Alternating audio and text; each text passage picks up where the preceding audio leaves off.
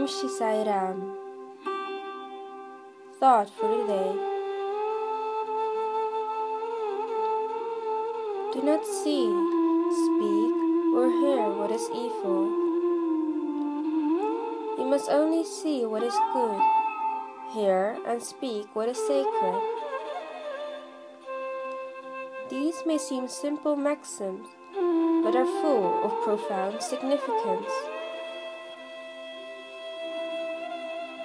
Constantly discriminate between negative and positive actions.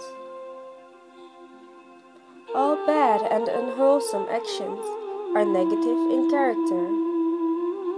Eschew them altogether. Your mind must be filled with good thoughts. Your heart should be filled with compassion, and your hand should be engaged in selfless service. You will be caught up in negative behavior as long as you identify yourself with the body. The moment you consider yourself as the master of the senses, your actions will be positive. Mastery of the senses leads to liberation. Liberation is not something to be achieved after life.